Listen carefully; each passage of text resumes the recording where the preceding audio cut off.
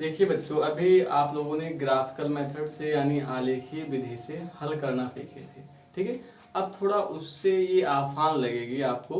जैसा कि आप मेरा टॉपिक देख रहे होंगे, आपका जो टॉपिक है कह रहा है रैखिक समीकरण एवं को हल करने की बीजगणितीय विधि। अभी तक हम लोगों ने इसका आलेखीय विधि यानी ग्राफिकल मेथड पढ़े थे, ठीक है। तो solution of simultaneous linear equation by algebraic method. तो इसमें क्या है, आपके तीन मेथड हैं। पहला आप पढ़ोगे तो किसकी को भी पढ़ सकते हो, लेकिन इसके तीन मेथड है। एक है प्रतिस्थापन मेथड यानी सब्स्टिट्यूशन मेथड, और है आपका एलिमिनेशन मेथड यानी विलोपन विधि हिंदी में कहते हैं, और एक है क्रॉस मल्टीप्लिकेशन यानी वृज्जगुणन विधि कहते हैं, ठीक है। तो इन तीन मेथड्स को इसमें पढ़ेंगे, और इन तीनों मेथड्स में से क्रॉस मल्टीप्लिकेशन पर भी पूछ लेता है, यानी ये क्वेश्चन यहाँ से पूछेगा।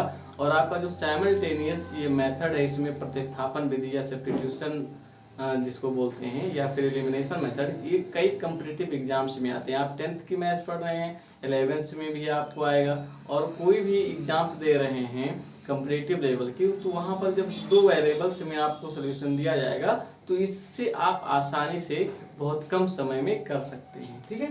तो देखिए इसमें क्या होता है, आपकी उसी प्रकार से दो समीकरण रहेंगे जैसा कि उसमें रहता था a1x plus b1y plus c1 equal to 0, और a2x plus b2y plus c2 equal to 0, ठीक है। दो इक्वेशंस रहेंगी। अब इसको हम जो तीन मेथड आपको बताएं, पहला मेथड आपको बताए होंगे प्रतिस्थापन मेथड, ठीक है। प्रतिस्थापन मेथड, प्रतिस्थापन विधि यानी सब्स्टिट्यूशन मेथड इसको बोलते हैं, सब्स्टिट्यूशन मेथड। सेकंड आपका है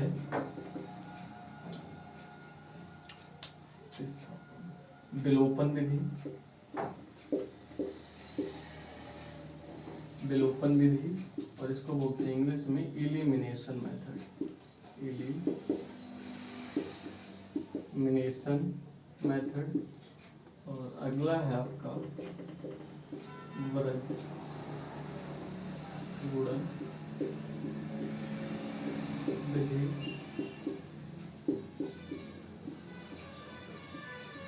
क्रॉस मल्टीप्लिकेशन मेथड इसको बोलते हैं। तो इन मेथड्स के बारे में यहाँ पर पढ़ा जाएगा।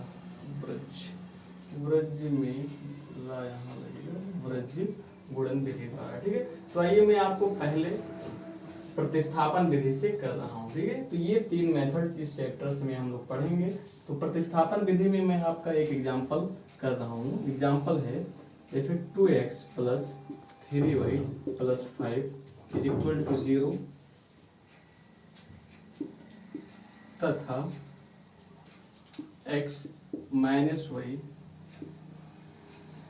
प्लस 3 इज इक्वल टू 0 को प्रतिस्थापन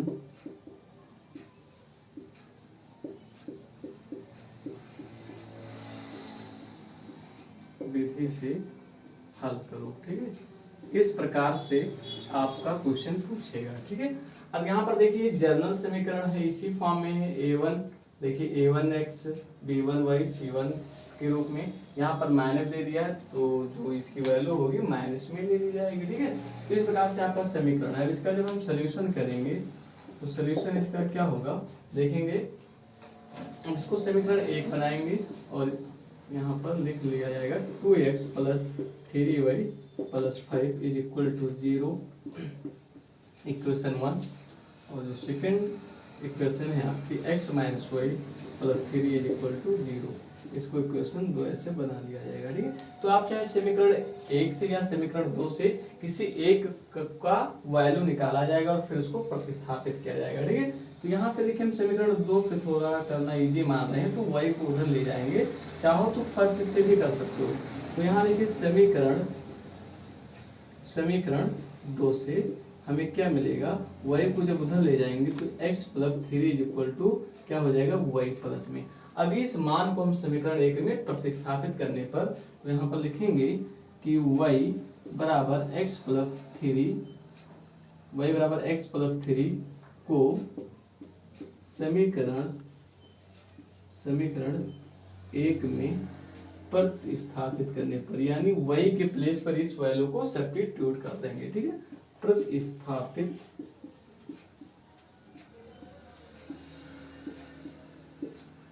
करने पर, ठीक है, प्रतिस्थापित। देखिए ये दोनों वैल्यूज बराबर हैं, तो आप लोग आमतौर पर भी अपने दैनिक जीवन में भी बहुत सारे एग्जांपल्स देखते होंगे, क्रिकेट वगैरह में भी देखिए सब्स्टिट्यूशन मेथड होता है।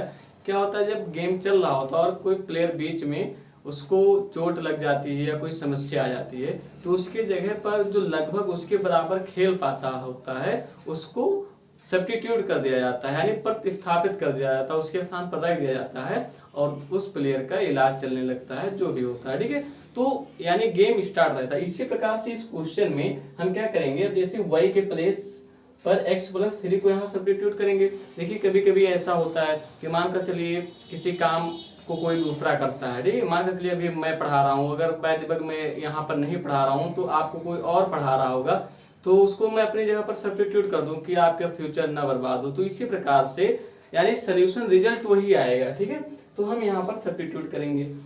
देखिए सब्स्टिट्यूट करने का मतलब वहां पर रख दिया जाता है, तो समीकरण 1 में प्रतिस्थापित करेंगे y के जगह पर। तो ये आप देखेंगे 2x, तो यहाँ फिर रहेगा +3 इंटू वाई है, तो y की वैल्यू यहाँ है x+3, तो इसको x+3 कर देंगे, +5 है, +5 = 0 कर दिया जाएगा।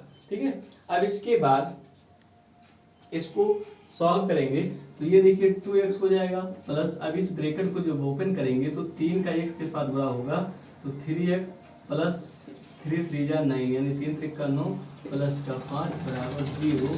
तो यहाँ पे देखिए आपका आ जाएगा 2x और ये 3x दोनों ऐड हो जाएंगे, तो क्या हो जाएगा 5x हो जाएगा, और 9 और 5 ऐड होकर के क्या हो जाएगा 14 = 0।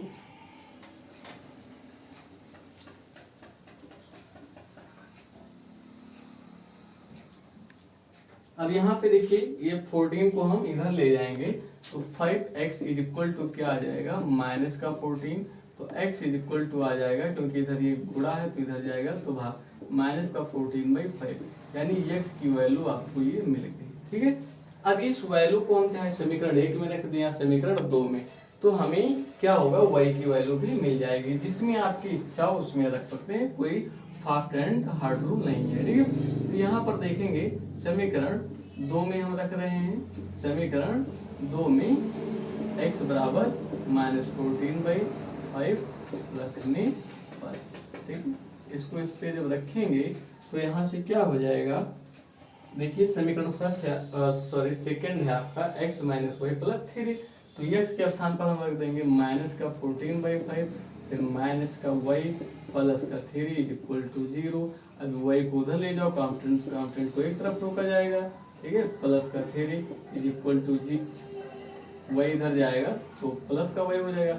अब इसका बटा 1 है, तो हर बराबर करने के लिए 5 से गुणा करना होगा, तो ये हो जाएगा 14, और ये प्लस लगा है 5 या 15/5 5, ये y बराबर हो जाएगा। ठीक है, तो यहाँ से जो y का मान आएगा 15 में 14 चला जाएगा, 1/5 आ रहा है। ठीक है, तो इस प्रकार से हम इसको बोलते हैं साइमल्टेनियस मेथड। उसमें साइमल्टेनियस मेथड का भी जो प्रकार हुआ है प्रतिस्थापन विधि या सब्स्टिट्यूशन मेथड।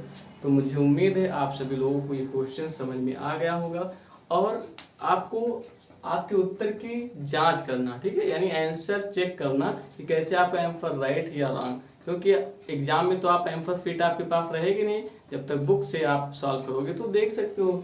तो यहाँ पर अब इसका क्वेश्चन मैंने एग्जाम्पल स्वयं से करवाया, तो इसका आंसर अब हम चेक करेंगे। मुझे भी नहीं पता कि ये सही है कि गलत, लेकिन इतना कॉन्फिडेंस है कि सही रास्ते पर गए हैं तो सही होगा। ठीक है, तो आइए उत्तर की जांच करवा रहा हूं आप लोगों को, कैसे करना है वो भी सीख लीजिए।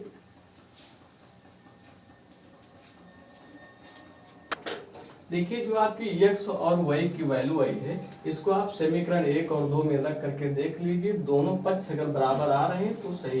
देखिए आपका LHS पक्ष है, ये RHS है, और दूसरे वाले का भी ये LHS RHS, तो x y की वैल्यू पुट करेंगे, अगर सही होगा तो 0 आएगा। तो देखिए समीकरण 1 में कर दें या समीकरण 2, चलो 1 में कर दे रहे हैं। ठीक है, तो उत्तर की जांच कर रहे हैं, उत्तर की जांच।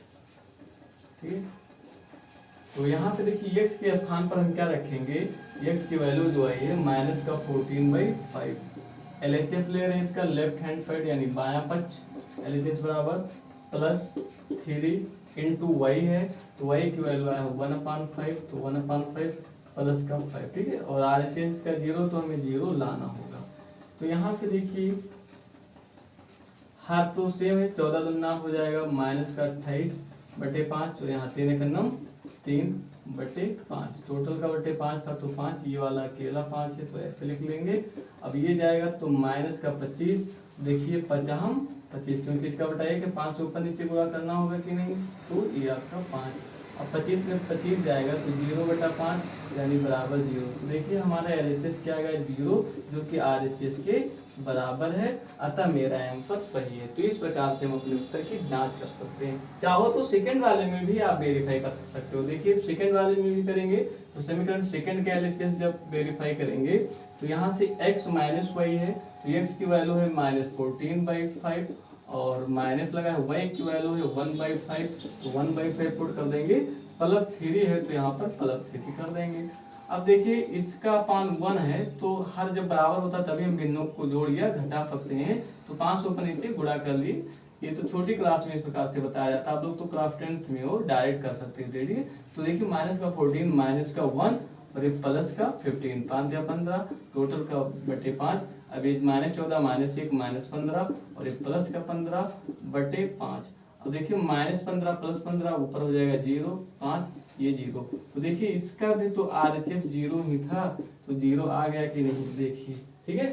तो इस प्रकार से हम अपने उत्तर की जांच कर सकते हैं। अब ये आपका जो आंसर है 100% राइट है, ठीक है, यानी 100% राइट है। तो इस प्रकार से आप अपने बोर्ड एग्जाम में भी आंसर्स को रख करके चेक कर सकते हो रफ वर्क में कि अपना आंसर सही है कि नहीं। और इतना ज्यादा समय नहीं लगेगा, मैं आप लोगों को समझा रहा था तो ज्यादा समय लगा, नहीं तो ऐसे डायरेक्ट रख करके और अपने उत्तर की जांच कर सकते हैं। आंसर शीट देखने की कोई आवश्यकता ही नहीं है। यदि आप सभी लोग मेरे वीडियो पर ऐसे बने रहेंगे तो कोई प्रॉब्लम नहीं होगा। मैथ ऐसा सिखाएंगे कि आंसर शीट आपको देखने की आवश्यकता ही नहीं होगी किसी भी चैप्टर में, किसी भी एक्सरसाइज में, ठीक है। पहले भी मैंने आप लोगों को उत्तर की जांच करना बताया, क्योंकि जो भी बुक लिखा है उसको भी तो कहीं ना कहीं से उसका तरीका होता है आंसर लाने का, तभी तो ला करके लिख दिया है। सोचो ऐसे तो होता नहीं है। तो आप लोग खुद सीखो कि आंसर कैसे आता है, बार बार पीछे पलट कर आंसर शीट देखने की झंझट ही खत्म हो जाए।